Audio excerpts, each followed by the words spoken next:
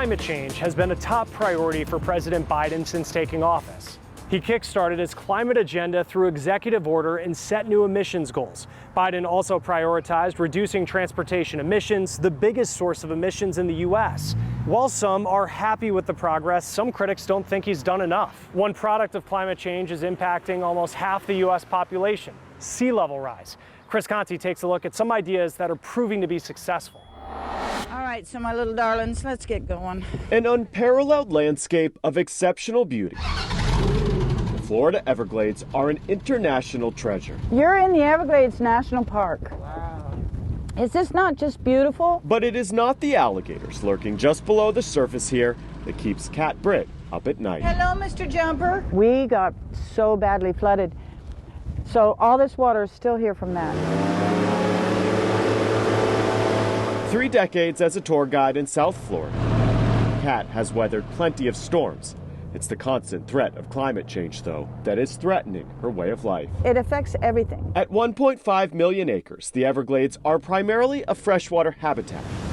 Rising sea levels are changing that, as more saltwater is invading this ecosystem. You don't want the saltwater encroaching on the freshwater. You don't want too much freshwater in the saltwater. It's such a distinctive ecosystem. As a researcher at Florida International University, Evelyn Geyser has committed most of her life to studying the Everglades, research that these days is more critical than ever. This is definitely not just a Florida problem. It's wetlands all over the world.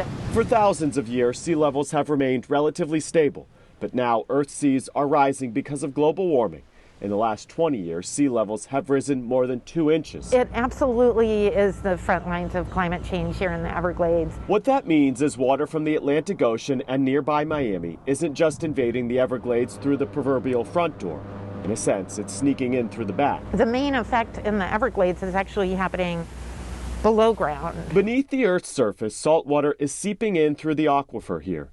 For centuries, that was fresh water. Salt concentration levels, though, are exponentially higher than they were 20 years ago. Animals and plants are cornered.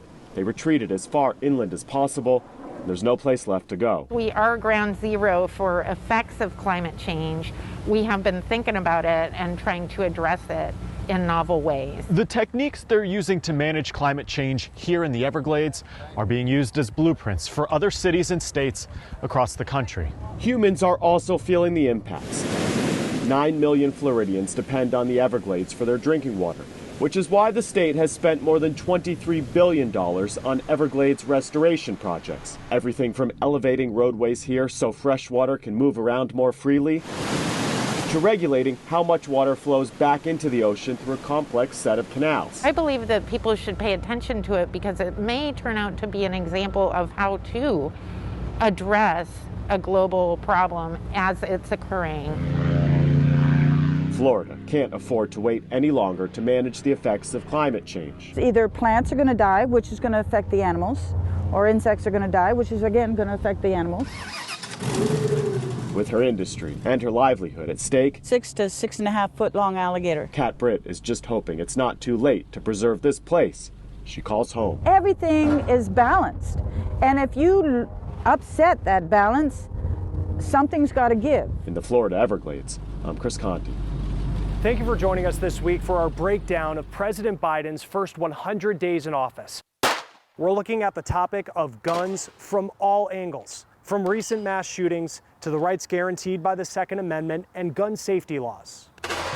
Until then, from Hamtramck, Michigan, I'm Chris Stewart, and this is The Race.